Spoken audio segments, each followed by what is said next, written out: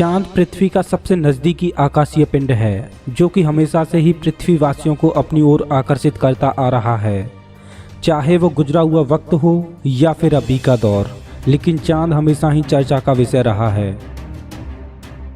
ब्रह्मांड के रहस्यों को समझने के लिए भविष्य में चांद की एक अहम भूमिका रहने वाली है और स्पेस कॉलोनाइजेशन के लिए चांद अंतरिक्ष यात्रियों की पहली चॉइस रहने वाला है।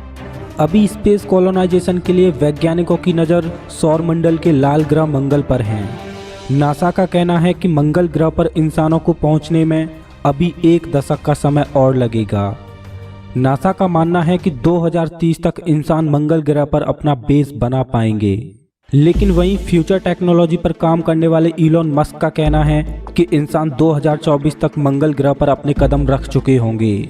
स्पेसएक्स कंपनी का मिशन है 2024 तक नासा के अंतरिक्ष यात्रियों को मंगल ग्रह पर पहुंचाना। स्पेस में किसी दूसरे ग्रह पर बेस बनाना या बस्ती बनाकर रहना इतना आसान नहीं होने वाला, क्योंकि अंतरिक्ष में ना जाने किस मोड़ पर कौन से अनजान खतरे का सामना करना पड़ जाए। इसलिए वैज्ञानिक किसी दूसरे ग्रह पर बस्ती बसाने से पहले पृथ्वी के इकलौते उपग्रह चांद पर अपना स्थायी बेस बनाना चाहते हैं, क्योंकि अगर एक बार चांद पर स्थायी बेस बना लिया जाए तो भविष्य में आने वाले स्पेस मिशंस को चांद से ही ऑपरेट किया जा सकेगा। हबल स्पेस टेलीस्कोप, जिसको कि 1990 में पृथ्वी के ऑर्बिट में स्थापित किया गया था। वैज्ञानिकों ने हबल स्पेस टेलीस्कोप की मदद से अपने सोलर सिस्टम और यूनिवर्स का गहराई से अध्ययन किया है।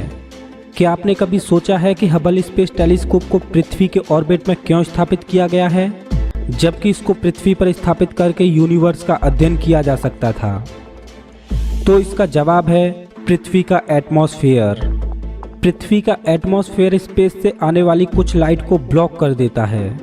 इसी वजह से हबल स्पेस टेलीस्कोप को पृथ्वी के ऑर्बिट में एटमॉस्फेयर के ऊपर स्थापित किया गया है। सोचिए, अगर वैज्ञानिक भविष्य में चांद पर स्थायी बेस बनाने में सफल रहे तो हबल जैसे टेलीस्कोप से भी कई गुना बड़े टेलीस्कोप को चांद पर ही असेंबल करके स्थापित किया जा सकेगा, क्योंकि टेलीस्कोप के लेंस का डायामीटर जितना ज़्यादा बड़ा होगा उतनी ही ज़्यादा गहराई से यूनिवर्स का अध्ययन किया जा सकेगा।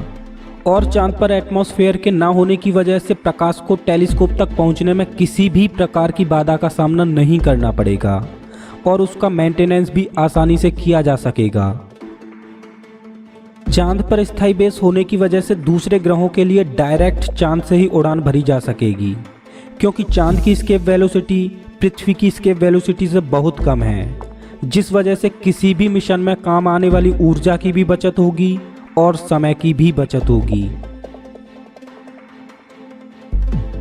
वैज्ञानिकों का मानना है कि चांद के पोल्स पर जमी हुई अवस्था में पानी भी मौजूद है, जिससे कि वहां पर पानी ले जाने की भी कोई ज़रूरत नहीं पड़ेगी और कृत्रिम वातावरण बनाकर वहां खाना भी उगाया जा सकेगा। चांद पर स्थायी बेस बनाने के फायदे तो बहुत हैं, लेकिन वहां पर रहने में हेल्थ प्रॉब्लम भी बहुत होगी, क्योंकि वहां पर कम ग्रेविटी और रेडिएशन दोनों का ही सामना करना पड़ेगा। वैसे चांद पर स्थायी बेस बनाने में कितना वक्त और लगेगा ये बता पाना तो मुश्किल है, लेकिन स्पेसएक्स द्वारा 27 फरवरी 2017 को एक अनाउंसमेंट किया गया था कि 2018 में चांद पर इंसानों की अगली उड़ान होगी। दोस्तों, चांद पर स्थायी बेस होने के आपको क्या क्या फ़ायदे नज़र आते हैं, प्लीज़ मुझे कमेंट में बताना।